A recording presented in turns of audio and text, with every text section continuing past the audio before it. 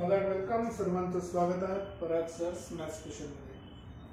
तर जसं मी प्रॉमिस केलं होतं की आठवड्यातून 5 दिवस आपण रेग्युलर क्लास सुरू करणार आणि वीकेंडला आपण काही PYQ सॉल्व्ह करूया.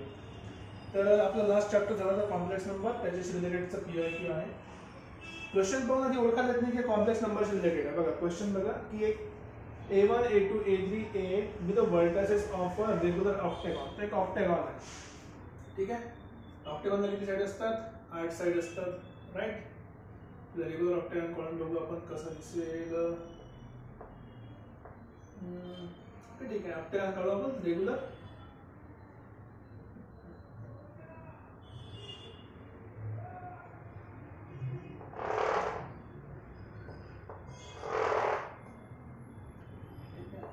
साइड 1 2 3 3 4 5 6 7 8 आणि एक रेग्युलर ऑक्टेगॉन, ठीक आहे. तो पुरंदर याच्या पॉइंटचं नाव आहे. समजा दिस इज A1 पहिला पॉइंट, दिस इज A2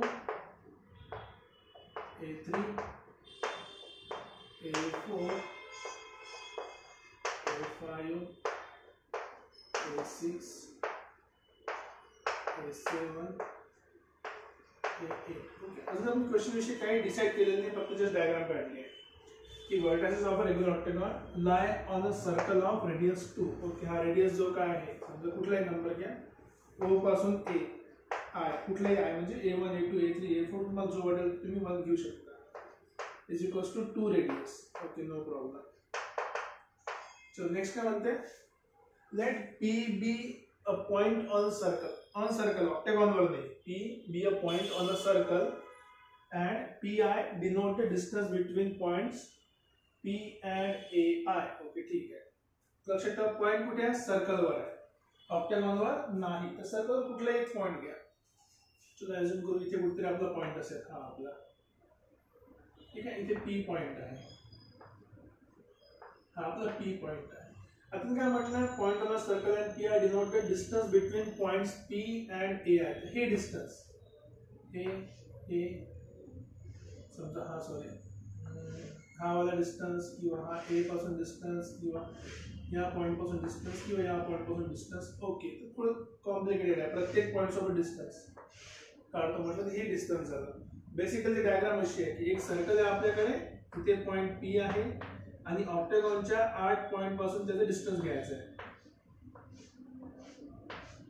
अशा प्रकारे हे डिस्टन्स P, हा सपोज A1 A2 इथे कुठेतरी A3 A4 A5 A6 A7 A8. Okay, question समजा थोडा कॉम्प्लिकेटेड वाटतो पण नाही, लक्षात घ्या. Distance if P varies over a circle, P जो आहे तो सर्कलवर व्हॅरी करते, हा सगळ्यात इम्पॉर्टंट पॉइंट आहे. If P varies over a circle. आता लॉजिकली बघितलं तेवढं डिस्टन्स काढण्यामध्ये काही सेन्स बनत नाही. लॉजिकली बघितलं तेवढं डिस्टन्स काढण्यामध्ये काही सेन्स बनत नाही, कारण की PA2 काढा, PA1 काढा, PA3 PA4 5 6 7 आणि 8 सगळं काढावं लागेल. पण हा जो पॉइंट आहे की P varies over a circle, या सर्कलवर P कुठेही राहू शकतो, या सर्कलवर P कुठेही राहू शकतो. तर तुम्ही हा P या सर्कलवर कुठे ठेवू शकता, म्हणजे कुठल्याही ऑक्टेगॉनच्या व्हर्टेक्सवर पण ठेवू शकता. समजलं का? म्हणजे सांगायचा पॉइंट तोच आहे की P व्हॅरी करते, गोष्ट खरी आहे, पण तो P कुठे व्हॅरी करते, या सर्कलवर. आणि सर्कलवर कुठले पॉइंट्स आहे ऑक्टेगॉनच्या, तुम्ही ऑक्टेगॉनच्या कुठल्याही पॉइंटवर काय ठेवू शकता, P हा पॉइंट फिक्स करू शकता. मग जर तुम्ही ऑक्टेगॉनचा पॉइंट कुठलाही एक घेतला, समजा इथे P फिक्स केला किंवा इथे P फिक्स केला, तर मग बाकीचे काय डिस्टन्स होईल, बाकी डिस्टन्स काढणं इझी आहे एका पॉइंट पासून. असा क्वेश्चन केला आपण आधी कधीतरी, राईट. तर ही कंडिशन झाली. आता काय म्हटलं, then the maximum distance value of product. आता लक्षात ठेवा इथे 2 शब्द महत्वाचे आहेत ओळखण्यासाठी, की हे प्रोडक्ट आहे डिस्टन्सचं. इथे काय काय काय गोष्ट ओळखण्यासाठी दिसतं, product of distance, product of distances. आता एक बघा, जेईचा क्वेश्चन आहे, ऑब्वियस आहे कुठलाही क्वेश्चन तुम्हाला अर्धा पाऊण तास सॉल्व्ह करायला लावणार नाही, बरोबर. कुठलाही क्वेश्चन तुम्हाला अर्धा ते पाऊण तास सॉल्व्ह करायला लावणार नाही. मग जेव्हा प्रोडक्टच्या गोष्ट आली, तर प्रोडक्ट मध्ये इझी प्रोडक्ट कसं घेतो आपण, डिस्टन्स तर काढणार नाही ना 8 पॉईंटचं डिस्टन्स आपण काढणार नाही. मग जेव्हा 8 पॉईंटचं डिस्टन्स काढणार नाही तर प्रोडक्ट घ्यायसाठी सगळ्यात इझी काय येऊ शकतात, एक आपल्याला येऊ शकते प्रोडक्टसाठी कॉम्प्लेक्स नंबर. का बरं? कारण कॉम्प्लेक्स नंबर मध्ये प्रोडक्टची दोन पॉसिबिलिटी आहे. एक तर तुम्ही प्रोडक्टला ऍड करू शकता किंवा प्रोडक्टला पॉवर मध्ये लिहू शकता. प्रोडक्टला ऍड करू शकता किंवा प्रोडक्टला पॉवर मध्ये लिहू शकता.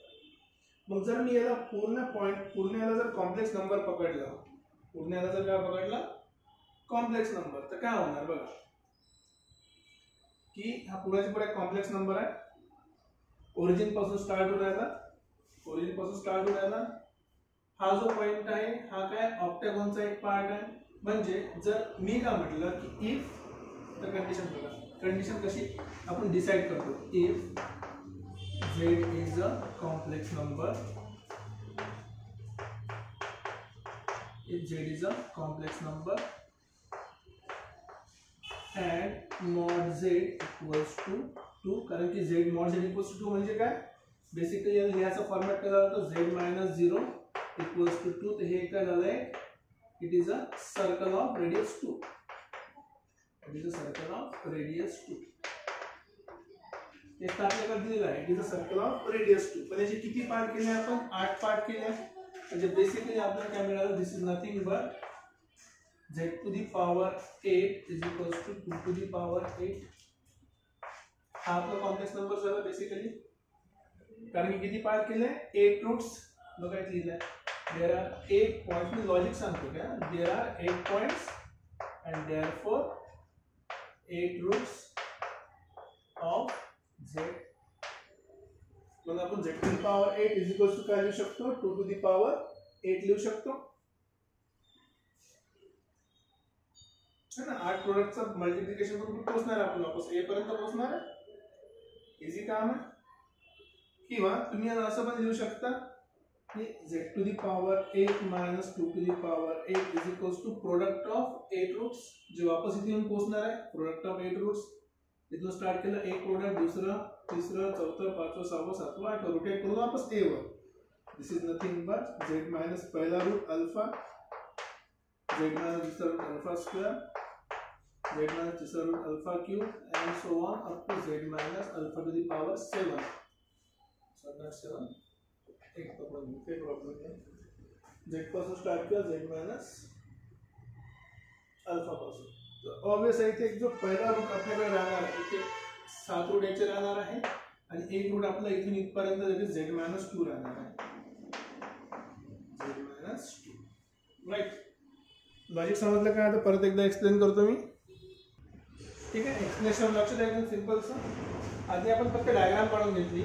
इथपर्यंत सर्कल काढला 2चा, एक ऑक्टॅगॉन काढला, एक पॉइंट P घेतला, पॉइंटला जॉईंट केलं, सगळ्या डिस्टन्स आपल्याला प्रोडक्ट काढायला सांगितलं. जसं आपल्याला डिस्टन्सचं प्रोडक्ट काढायला सांगितलं, आपण समजलं की प्रोडक्ट काढणं म्हणजे 8 डिस्टन्स काढणं, 8चं मल्टिप्लिकेशन करणं. हे तर एक्झाम पॉइंट ऑफ व्ह्यू बरोबर नाही आहे. तर आपण काय करतो, सिम्प्लिफाय कर की प्रोडक्ट कुठे इझिली यूज करू शकतो आपण, कॉम्प्लेक्स नंबर मध्ये. का बरं? कारण कॉम्प्लेक्स नंबर मध्ये प्रोडक्ट काय असते, एक तर ऍडिशन होऊ शकते किंवा पॉवर मध्ये जाऊ शकते. दोन्ही केस मध्ये आपल्याला सिम्प्लिफाय करता येते. सेकंड केस, हा एक सर्कल वर आहे ज्याचा रेडियस किती आहे 2. तर मग कॉम्प्लेक्स नंबरचा एक सर्कल आपण अझ्युम केला ज्याचा रेडियस आहे 2. त्याचं इक्वेशन काय बनते, mod of z minus 0 equals to 2 बनते.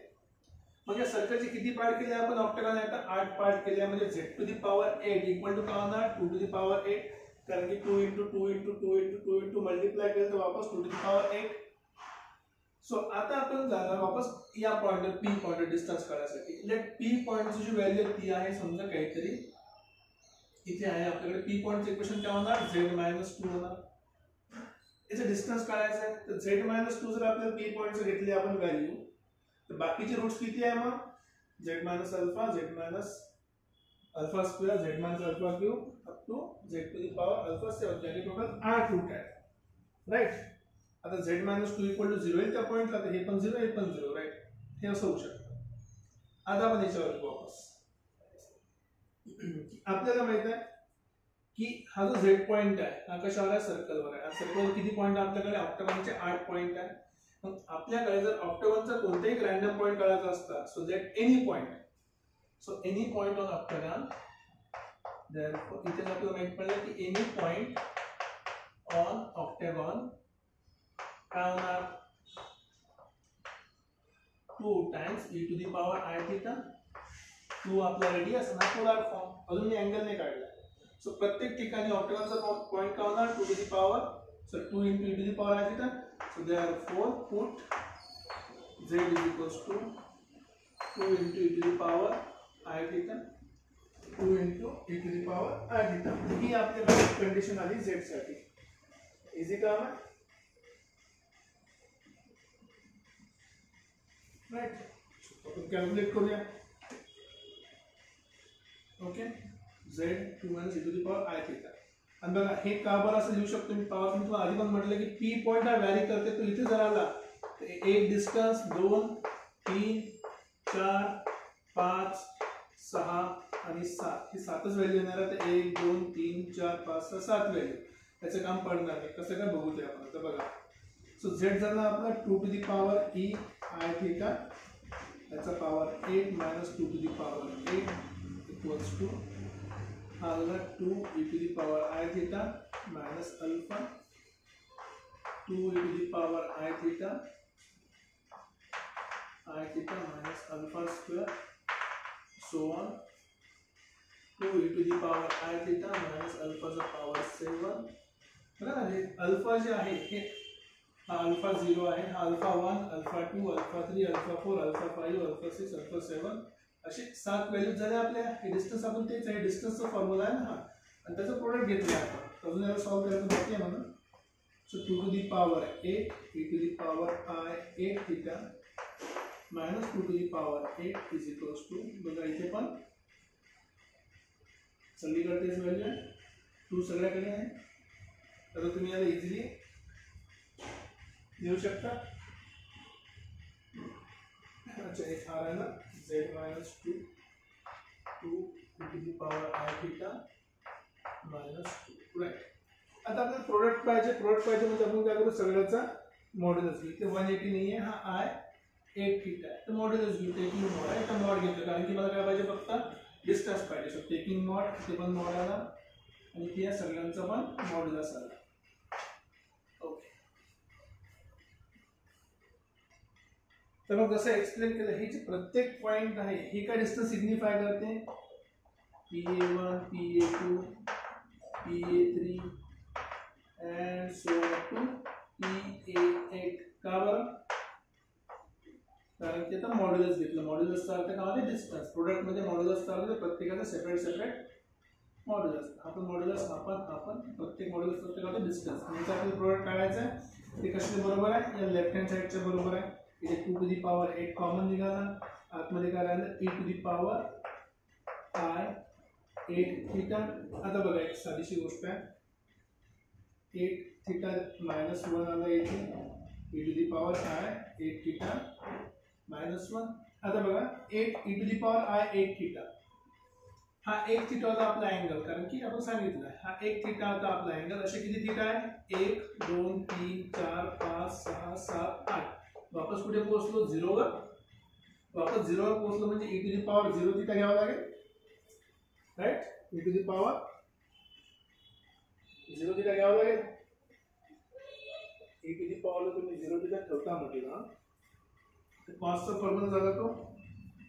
सो लेट्स से त्याला मी काय लिहू शकतो आता प्रोडक्ट हे काढतो आपण 2 to the power 8 e to the power I theta जर लिहितो म्हटलं इथे बघा आपल्याला cos of 8 theta minus 1 cos of 8 theta minus 1 मतलब तुम्ही cos 2 theta चा फॉर्म्युला अप्लाय केला cos 2 theta minus 1 equals to 2 sin square theta. I think असं स्क्वेअर फॉर्म्युला आपला. so this becomes equals to 2 to the power 8 other than 2 this is sin square 4 theta right. So 2 इथे आला basically 2 to the power n आणि इथे modulus of sin square 4 theta 2 to the power 9 आहे. लक्षात ठेवा आपल्याला विचारलं आहे मॅक्सिमम प्रोडक्ट. मॅक्सिमम म्हणजे मॅक्सिमम ऑब्वियस आहे. सो मॅक्सिमम म्हणजे हा जो साइनचा पॉवर आहे मॅक्सिमम किती होऊ शकते दिस शुड बी इक्वल्स टू 1. हा जर इक्वल टू 1 झाला साइनची व्हॅल्यू टोटल आन्सर किती झालं 2 चा पॉवर 9. 2 चा पॉवर 9 किती असते 512.